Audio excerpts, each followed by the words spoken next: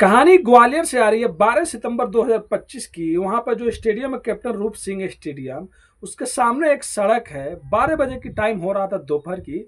एक आदमी जा रहा होता है और एक महिला ऑटो में जा रही होती है। तभी वो आदमी उस महिला को ऑटो से खींच लेता है और खींचने के बाद उससे कुछ बातें करता है।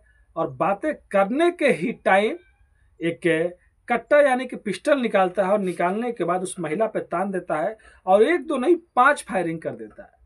मौके पर वो महिला गिर जाती है। गिरने के बाद वहां पे लगभग 100-200 लोगों की भीड़ भी जुट जाती है, पुलिस भी आ जाती है। लेकिन वो आदमी वहीं पे साइड में दीवार पे बैठे रहता है, पुलिस की भी बात नहीं सुनता है, लोगों की भी बात नहीं सुनता है। कुछ लोग उससे कहते हैं कि देखो जो तमंचा है वो फेंक दो, और पुलिस भी उसको रोकने के लिए एक बार फायरिंग करती है, लेकिन वो सुनता नहीं है। लंगड़ाते हुए जाकर वहां पर बैठ जाता है और कहता है कि देखो मुझे आप लोगों से कोई दुश्मनी नहीं है, अपने बच्चों को भी कसम खाता है। उसका एक आप लोग सुन सकते हैं क्लिप में क्या कह रहा है। अपने बॉयफ्रेंड के कहने पे, उसका नाम है अंकुश, वो भी इसके साथ में भग गए। अंकुश कल्लू, आ जाओ भैया बगल में सुन लो। अरे भैया तुमसे दुश्मनी नहीं है, इसकी करतूत बता रहा हूँ मैं बस। इसका एक बॉयफ्रेंड है, वो बच गए दोनों। ये मेरी पत्नी है और मेरे ऊपर झूठा केस लगाया। कल्लू नाम है, वो लड़का खड़ा है पीछे, कल्लू और अंकुश पाठक। उनके साथ ये भग गई थी 6 महीने से। आज मेरे ऊपर झूठा केस लगाने आई।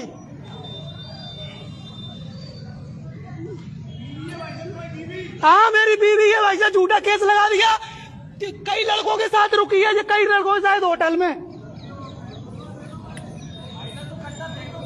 भाई साहब मैं अपने बच्चों की कसम खा रहा हूँ, तुम लोगों से में कोई मैटर नहीं है।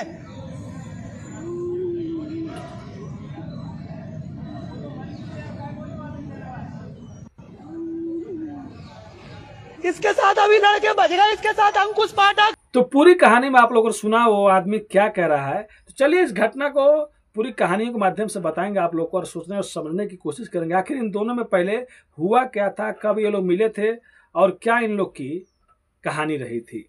तो नमस्ते, आदाब, सत श्री अकाल। आज की जो सच्ची घटना मैं आप लोग को सुनाने और बताने जा रहा हूँ, ये घटना रिश्तों को शर्मसार करने वाली है और रिश्तों को तार तार करने वाली है। जब एक जगह रिश्ता कोई निभाने पे आता है तो 7 जन्मों तक रिश्ता निभाता है। कई लोग ऐसे हैं कि एक बार किसी का हाथ पकड़ लेते हैं, छोड़ते नहीं हैं।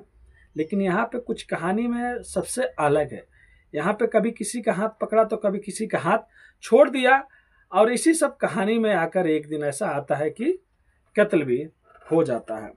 एक लड़का होता है जिसका नाम अरविंद परिहार होता है, जो ग्वालियर का रहने वाला होता है।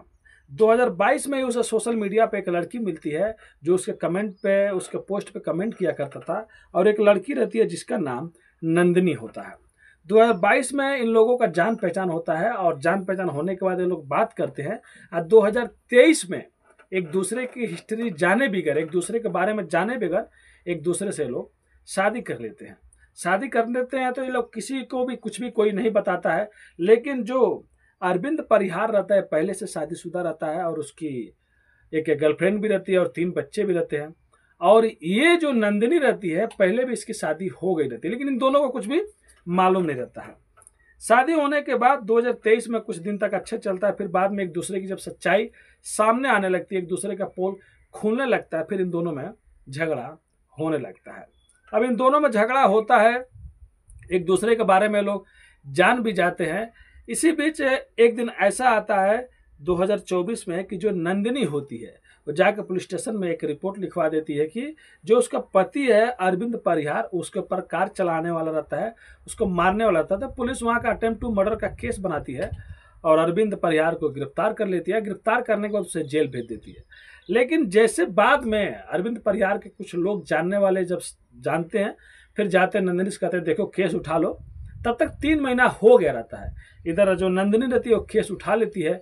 केस उठाने के बाद फिर बाद में वो छूट जाता है। लेकिन किसी पति को कैसे ये बर्दाश्त होगा कि उसकी पत्नी ने उसे जेल भेजवाया था। उसके बाद भी इन दोनों का कभी कभी बनता नहीं था, फिर इन दोनों का कभी कभी झगड़ा होता था। और बाद में अरविंद परिहार ये भी कहता है कि उसे कई लड़कों के साथ में चक्कर है और ऐसा वैसा है। बाद में 1-2 लड़कों को वो नाम भी लेता है, कहता है कि तुम उसके साथ में घूमती हो। इसके लिए आए दिन दोनों में झगड़ा हुआ करता था। फिर बाद में भी एक कहानी सामने आती है नंदिनी के बारे में कि नंदिनी जो रहती है पहले इसकी शादी झांसी में हुई थी और उसके बाद उसके वहाँ पे 3 और दोस्त बने थे जिससे नंदिनी प्यार किया करती थी। और बाद में जब एक और आदमी का इसके ज़िंदगी में एंट्री होता है, यानी कि चौथे की एक पति लेके 5वें की, तो बाद में ये चौथे प्रेमी का है ये मिल के कत्ल कर देती है। लगभग ये 2017 की बात रहता है झांसी में। उसके बाद इसे दतिया जेल में डाला जाता है। लगभग 4.5 साल की सजा होती है इस नंदिनी को, और इसके जो बॉयफ्रेंड रहते हैं उसको होता है। ये 22 में छूटती है और 22 में वही छूटने के बाद ये कहती है अब यहाँ पे तो पति रखेगा नहीं, और यहाँ पे अक्सर सब लोग जान गए रहते हैं। उसके बाद ये वहाँ से ग्वालियर चली जाती है और उसके बाद वहाँ पे ये एक जो शॉप खोलती है ब्यूटी पार्लर का, और उसके बाद सोशल मीडिया पे फोटो डाला करती थी। उसके बाद अरविंद परिहार से इसका मुलाकात हुआ था। अब बाद में जब ये अरविंद परिहार जेल से छूट जाता है तो उसके दिमाग में गुस्सा रहता है कि मेरी पत्नी ने मुझे कैसे जेल में डलवा दिया था। और उसके बाद इधर नंदिनी को भी पता चल जाता है कि इसके पहले से शादी हुई है, इसके 3 बच्चे हैं और इसका एक और गर्लफ्रेंड है। उसके बाद इन दोनों में अक्सर झगड़ा हुआ करता था। अब इन दोनों एक दूसरे के साथ में नहीं रहना चाहते थे। अब एक दिन ऐसा आता है कि जो अरविंद परिहार होता है, 2 लड़के होते हैं, उनके साथ में नंदिनी का न्यूड फोटो डाल कर सोशल मीडिया पे डालने लगता है। उसके बाद नंदिनी और ज़्यादा परेशान होने लगती है, कहती है कि मुझे बदनाम कर रहा है। उसके बाद एक दिन साइबर क्राइम में जो साइबर सेल है जहाँ पर पुलिस पर रिपोर्ट लिखवाया जाता है, वहाँ पे वो चली जाती है रिपोर्ट लिखवाने के लिए। सब बारे में वहाँ पे जाके बताती भी अपने पुलिस के मतलब पूरे चीज़ को। जैसे वहाँ पे जाती है और पूरी सच्चाई बताती है, तब तक मीडिया वाले वहाँ पे पहुँच जाते हैं, क्योंकि मीडिया वाले को भी ऐसा ही खबर चाहिए। तो सुनिए खुद जो नंदिनी है वो क्या मतलब मीडिया के सामने एस्टीमेट दे रही है, क्या मतलब वहाँ पर अपनी बयान दे रही है। पूरी कहानी को सुनिए। की शिकायत लेके आई हूँ। हमारे हस्बैंड हैं जो वो एआई से मेरे फोटो मतलब ऐसे गंदे करके न्यूड पिक बना के वायरल कर रहे हैं। और उनकी जो जीएफ है पूजा परिहार, जो कि अजयगढ़ की है, फिलहाल निवास वो ग्वालियर में करती है, जो उनकी जीएफ है। और उसको एक बेटा है इसका, और इसकी पहली वाइफ भी है जिसकी शिकायत मैंने 2024 में करी थी। उसके बाद जैसे हम थाने से बाहर निकले तो गाड़ी चढ़ा दी थी अरविंद ने मेरे ऊपर। फिर उसके बाद अभी वो जेल से निकले आए तो अभी पोस्ट पे पोस्ट करते जा रहा है, और मतलब हमारे गांव वालों को मतलब आपत्ति ऐसे मतलब बहुत गंदा गंदा लिख रहा है कि ना तुम राजीनामा कर लो, मेरे साथ रह लो, राजीनामा कर लो। और वो मैं नहीं करना चाहती और ना मैं रहना चाहती। जो गाड़ी चढ़ाई थी उन्होंने मेरे ऊपर उसका राजीनामे का दबाव डाल रहा है। हाँ, क्या नाम है पूरा? अरविंद परिहार। 2023 में। हाँ, वो वीडियो मैं बता रही हूँ। मैं एमपी में भी नहीं थी, मैं छत्तीसगढ़ में थी उस समय। मेरा झगड़ा हुआ था तो इन्होंने बोला था कि मैं अब पूजा परिहार से कभी नहीं मिलूंगा। तो मैंने कहा तुम मतलब मेरे मुंह से ऐसा निकल गया तो कि तुम गू खाने लगे हो, मैं नहीं रहूंगी तुम्हारे साथ। तो इनने थोड़ी देर बाद वो वीडियो मुझे खुद से सेंड किया था और ये बोला था कि बाबू मैं सुधर गया हूँ, जिसका मैसेज मेरे पास अभी भी है और मेरे पास वो फोटोज वीडियो सारे हैं। हाँ, मानसिक तौर। और मेरी जो मतलब भाभी है मतलब हमारे टच में, तो वो हमारा सपोर्ट करती है। उनके 2 बच्चे हैं बड़े बड़े, वो कंपनी में जॉब करते हैं। तो उनकी लड़की के लिए ऐसे लिखते हैं ये धंधा करती है, और मेरे लिए भी, उनकी मम्मी के लिए भी, मतलब जो जो मतलब मेरे सपोर्ट में खड़ा हो रहा है उन सबको ऐसे ही बोलना है। मैंने आर्य समाज से शादी की थी। हाँ, लेकिन उन्होंने बताया नहीं था। और इसकी शिकायत मैंने सिरोल थाने में 2024 को जैसे ही पता चला था तो करी थी। हाँ करिए। वो ये बोल रहे हैं कि सिरोल थाने आप चली जाओ और कंप्लेन कर देना, वो कर लेंगे। जबकि हम पहले भी गए थे, आवेदन दे के निकले थे, तो हमारी जनहानि हुई थी, हमें बहुत ज्यादा नुकसान हुआ। जब नंदिनी पूरा एस्टीमेट दे देती है मीडिया वालों को, ये लगभग 9 सितंबर की बात रहता है जब पुलिस स्टेशन गई रहती है। बाद में ये साइबर सेल जाती है 12 तारीख को, मतलब ये फोटो वोटो डालने के लिए, और अपने 2 दोस्तों के साथ में जाती है। उन्हीं 2 दोस्तों के साथ में जिसपे अरविंद शक किया करता था कि ये इसके मतलब दोस्त हैं या इससे प्यार करने वाले हैं।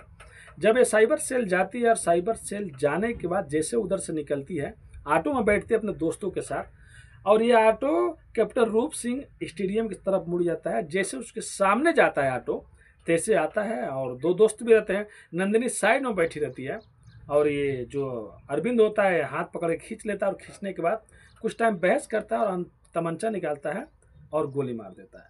1-2 नहीं 4-5 गोलियां मार देता है, और उसके बाद वहीं पर बैठे रहता है। पुलिस भी आती है। पुलिस आने के बाद लगभग आधा घंटा बाद उस पर कंट्रोल किया जाता है। लोग कहते हैं कि तमंचा फेंक दो, लेकिन नहीं सुनता है। फिर बाद में पुलिस उसको अच्छे से पिटाई करती है। पिटाई करने के बाद देख सकते हैं वीडियो में, पिटाई करने के बाद उसको लेके जाते हैं और जो महिला नंदिनी रहती है जिसको गोली 4-5 मार दिया रहता है, शायद वो आधे घंटे में वहीं पे उसकी कुछ सांसें चल रही होती है, वहीं पे वो दम तोड़ दी होती है। अब उसके बाद उस महिला को लेके हॉस्पिटल जाया जाता है और इसको भी अच्छे से कुटाई रहता है, इसको भी हॉस्पिटल भर्ती कराया जाता है।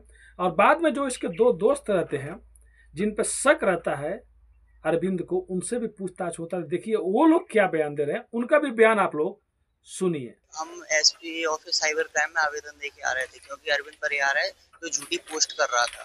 तो जैसे ही हम लौट रहे थे तो उसने हमें देख लिया, तो ऑटो में हम लोग बैठ रखे थे, तो ऑटो के पीछे आया।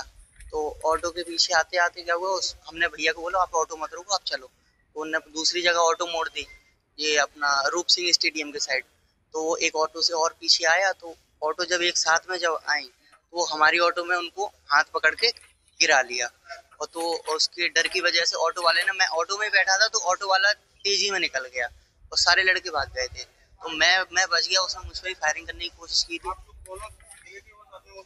मेरा फ्रेंड था साथ में और 2 लड़के भी थे जो स्टेशन जा रहे थे, अलग बैठे हुए। मेरा फ्रेंड था वो उसका नंदलाल पांचा। मैं जे हरियाणा रहता हूँ, जॉब करता हूँ हरियाणा। जी हम भाभी मानते थे। हाँ फैमिली रहती थी, हमारी फैमिली के साथ रहते थे। वो बैग में लेके आया था, बैग में लेके आया था। जब उसने ऑटो जब एक साथ में लगी तो उसने निकाल लिया था। तो हाँ मेरे सामने मारी। उसने कम से कम 5 से 6 राउंड फायर किए। मैं ऑटो में बैठा रह गया तो वो नीचे गिरा लिया था। तो उसने फायरिंग की, उसके बाद वो ऑटो वाले भैया कहीं नहीं रुके, ना मेरे को उतरने दिया ना कुछ किया। नहीं वो तो ये कह रहा था तू तो रुक, मैं बता रहा हूँ तुझे। नहीं वो हाँ पहले धमकाता था उनको, उससे पहले उनके बाद डेली कॉल करता था वो, बट वो उठाते नहीं थे कि मैं तुझे मार दूंगा, ये कर दूंगा, वो कर दूंगा, लेकिन वो कॉल नहीं उठाते। तो जिनका बयान आप लोग सुन रहे थे ये वही दोस्त हैं जो ऑटो में बैठ के उस टाइम जा रहे होते हैं। और देखिए ये लोग क्या क्या कहते हैं। बाद में पोस्टमार्टम हो जाता है और उस लाश को जब ये होता है कि किसको सौंपा जाए, कौन लेगा, क्योंकि पहला पति तो लेगा नहीं और जो नंदिनी के माता पिता हैं वो लोग कहते हैं कि हमको बॉडी चाहिए नहीं। तो पुलिस के सामने दिक्कत रहती है, लेकिन फिर बाद में यही दोनों लड़के तैयार हो जाते हैं कि हम लोग लेंगे, लेकिन कानून इसकी इजाज़त नहीं देता है। फिर बाद में नंदिनी के जो पिता फादर होते हैं उनको समझाया जाता है और उनको लाश दे दिया जाता है, अंतिम संस्कार वो कर देते हैं। लेकिन फिलहाल में जो अरविंद जो परिहार है अभी तो जिंदगी भर जेल में सड़ेगा, क्योंकि कुछ भी प्रॉब्लम था तो पुलिस के पास जाना चाहिए और पुलिस से मदद मांगना चाहिए, लेकिन कानून को हाथ में नहीं लेना चाहिए। तो ये थी आज की कहानी जो कैप्टन रूप सिंह स्टेडियम के सामने 12 सितंबर के घटा। इसमें आप देख सकते हैं साजिश भी था, प्यार भी था और बहुत कुछ इसमें मिला हुआ था। तो आप भी किसी ज़िंदगी में किसी लाइफ में है तो एक ईमानदारी से अपने लाइफ पार्टनर को खुश रखिए, अपनी ईमानदारी से अपने पार्टनर के साथ में रहिए। कोई भी प्रॉब्लम आए तो पुलिस आपके हमेशा साथ में है। और जाने से पहले चैनल को सब्सक्राइब कर दीजिएगा। बोलने में कुछ गलती हो जाए तो अपने भाई को माफ़ कर दीजिएगा, क्योंकि थोड़ा थोड़ा दाढ़ी भी बढ़ गया और आपका भाई बहुत ज़्यादा काम कर रहा है, इसके लिए थोड़ा वीडियो बनाने में थोड़ा सा कभी टाइम ज़्यादा लग जाता है या कुछ गलती हो जाता है तो माफ़ कर दीजिएगा। और चैनल को सब्सक्राइब करना मत भूलिएगा। धन्यवाद।